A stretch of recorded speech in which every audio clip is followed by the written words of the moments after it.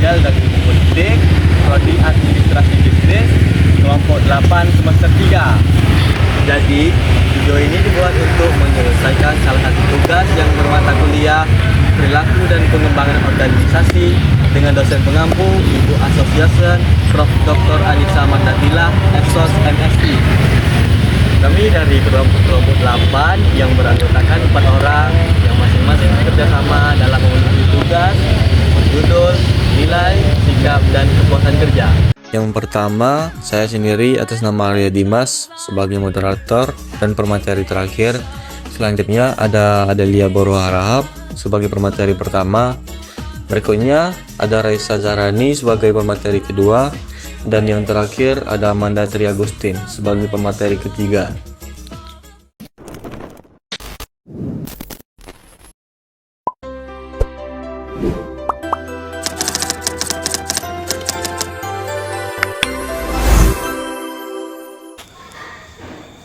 Nilai. Semua orang punya nilai yang menjadi cara pandang mereka dan sikap yang muncul dari situ. Nilai ini tidak cuma kelihatan saja, tapi juga seperti kejujuran, keadilan, dan lainnya. Tapi juga jadi panduan moral yang bikin kita tahu apa yang baik dan buruk. Menurut McSane dan von Glinow, nilai itu seperti keyakinan yang stabil dan ngegambarin apa yang kita anggap sebagai hal yang penting dan benar. Jadi, nilai itu seperti pedoman moral yang mempengaruhi motivasi dan keputusan kita sehari-hari. Menurut Sofiandi dan Garniwa, nilai itu selain jadi pandangan juga punya unsur penilaian. Karena tiap orang punya pandangan sendiri soal apa yang dianggap benar atau buruk. Jadi nilai itu bersifat relatif dan dipakai setiap orang sesuai pandangannya. Jenis-jenis nilai ada dua, yaitu nilai determinal. Nilai ini itu seperti tujuan akhir hidup kita, apa yang ingin banget kita capai, kayak hidup nyaman, dunia damai, keberhasilan, dan lain-lain. Nah, yang kedua itu ada nilai instrumental. Nilai ini tuh seperti cara atau sikap kita yang kita lakukan buat mencapai tujuan tadi, misalnya kerja keras, bersikap ceria, berani, dan sebagainya.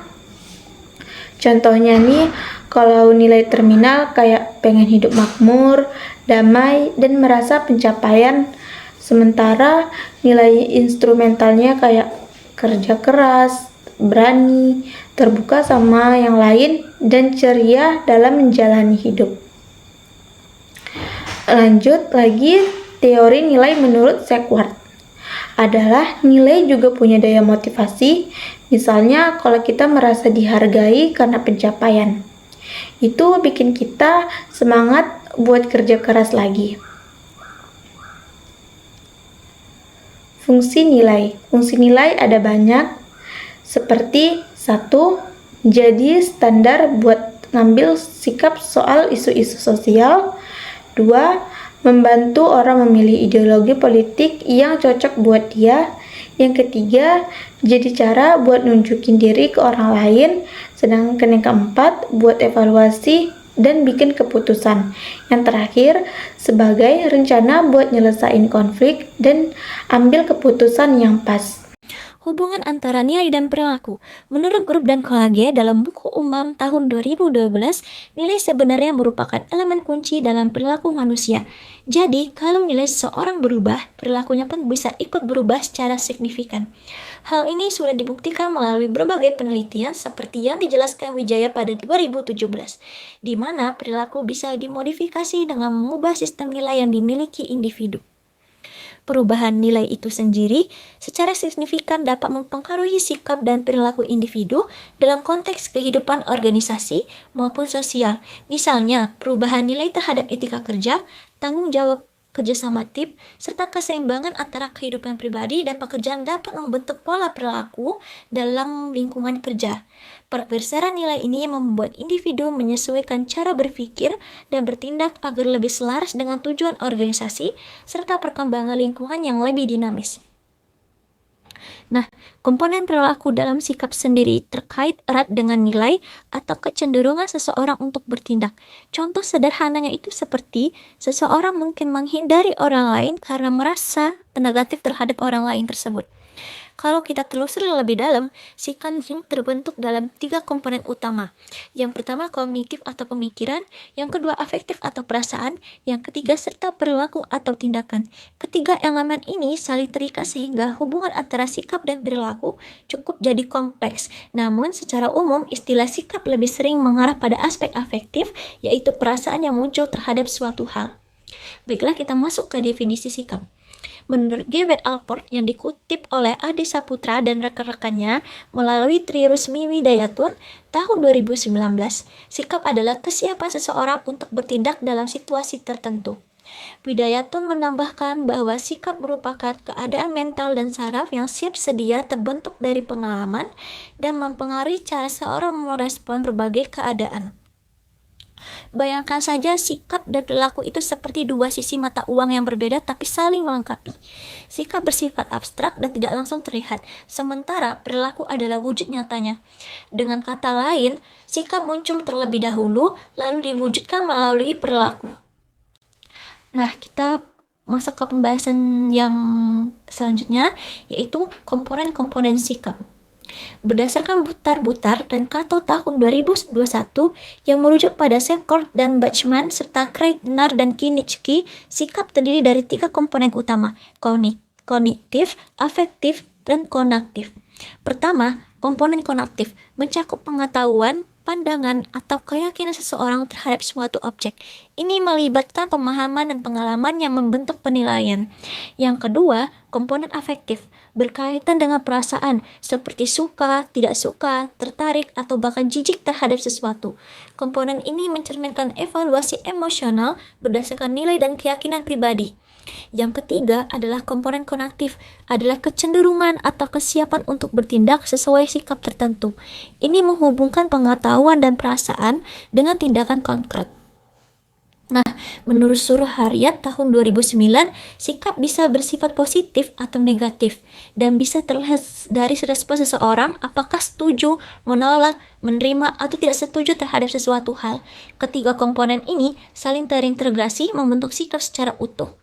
Jika sikap berhasil mempengaruhi perilaku, keduanya akan berjalan selaras. Namun jika tidak, seringkali ada faktor eksternal yang berperan seperti nilai masyarakat, norma, budaya, atau bahkan dinamika politik. Pengaruh sikap terhadap perilaku kerja. Sikap memiliki pengaruh langsung terhadap perilaku, artinya cara seseorang merespon dan bertindak mencerminkan sikap yang dimilikinya. Dalam organisasi individu, dipengaruhi oleh sikap, lingkungan, dan informasi yang mendukung perkembangan diri. Menurut Wiyasa, tahun 2017 dikutip dalam Hartisif dan Ramaditya 2021, individu yang bekerja kurang dari 5 tahun cenderung mempertahankan sikap kerja awalnya. Namun, ketidaksesuaian sikap dan perilaku bisa terjadi karena tekanan sosial. Yang kedua, pengertian kepuasan kerja. Kepuasan kerja adalah perbedaan antara harapan dan kenyataan pekerjaan. Jika sesuai, kepuasan tinggi. Jika berbeda jauh, muncul ketidakpuasan. Menurut Robbins dan Judge 2016, kepuasan kerja adalah perasaan positif terhadap pekerjaan mencakup aspek afektif, kognitif, dan perilaku. Secara umum, kepuasan kerja mencakup perasaan positif, kenyamanan, dan kesesuaian antara harapan dan kenyataan yang membuat individu termotivasi. Selanjutnya, faktor yang mempengaruhi kepuasan kerja. A. Karakteristik pribadi, yaitu karyawan yang merasakan kepuasan kerja adalah mereka yang menyadari potensi dan nilai-nilai dalam dirinya. B. Kondisi kerja, yaitu organisasi yang menyediakan fasilitas pendukung menciptakan lingkungan kerja yang nyaman. C. Kompensasi, yaitu kompensasi memiliki hubungan kuat antara kepuasan kerja jika sesuai dan adil. Kepuasan meningkat, namun pengaruh kompensasi menurun setelah kebutuhan dasar terpenuhi. Yang terakhir, kegiatan sosial perusahaan. Karyawan yang peduli terhadap lingkungan dan masyarakat akan lebih puas jika perusahaan menjalankan tanggung jawab sosialnya dengan baik. Kepuasan kerja. Kepuasan kerja bisa diukur dengan cara sederhana, misalnya lewat pertanyaan. Secara keseluruhan, seberapa puas Anda dengan pekerjaan Anda? Menurut Greenberg dan Baron, ada 3 pendekatan utama buat mengukur kepuasan kerja. Yang pertama itu skala penelitian atau kuesioner. Cara ini pakai alat ukur standar seperti angket atau skala nilai. Karyawan diminta menilai seberapa puas mereka terhadap aspek-aspek pekerjaan dengan skala tertentu. Misalnya 1. Sangat tidak puas sampai 5. Sangat puas. Hasilnya bisa dihitung secara kuantitatif dan mudah dianalisis. Terus selanjutnya yang kedua, metode insiden kritis. Fokusnya pada pengalaman penting yang berpengaruh besar terhadap rasa puas atau tidaknya karyawan. Contohnya, ketika pegawai dapat apresiasi dari atasan di depan rekan kerja. Hal ini bisa jadi pengalaman positif yang bikin rasa dihargai meningkat. Terus yang ketiga itu wawancara. Melalui wawancara, perusahaan bisa menggali lebih dalam tentang pengalaman kerja karyawan. Pertanyaannya biasanya terbuka dan terstruktur supaya karyawan bisa mengungkapkan apa yang mereka suka atau tidak suka dari pekerjaannya. Terus selanjutnya, dampak kepuasan dan ketidakpuasan kerja. Kepuasan kerja punya pengaruh besar terhadap banyak hal dalam dunia kerja. Penelitian menunjukkan kepuasan kerja atau tidak kepuasan bisa berdampak pada produktivitas, kehadiran, kepuasan untuk keluar, bahkan kesehatan karyawan. Yang pertama itu dampak terhadap produktivitas. Awalnya banyak yang menganggap makin puas seseorang, makin tinggi produktivitasnya. Tapi nyatanya hubungan keduanya nggak selalu kuat. Fromm menjelaskan bahwa produktivitas dipengaruhi juga oleh faktor lain di luar kepuasan kerja. Lawler dan Porter menambahkan produktivitas tinggi bisa meningkatkan kepuasan kalau pekerja merasa imbalan yang mereka terima adil dan sepadan dengan usahanya. Tapi kalau rasa keadilannya nggak ada, kepuasan kerja nggak akan ikut naik. Terus yang kedua itu dampak terhadap ketidakhadiran dan pengunduran diri. Ketidakhadiran seringkali terjadi secara spontan dan belum tentu karena tidak puas. Tapi kalau sampai mengundurkan diri, biasanya itu tanda ketidakpuasan yang lebih serius. Organisasi biasanya akan berusaha menahan karyawan berprestasi dengan cara menaikkan gaji, memberi pujian, atau peluang promosi. Sedangkan karyawan yang kurang produktif justru bisa didorong secara halus.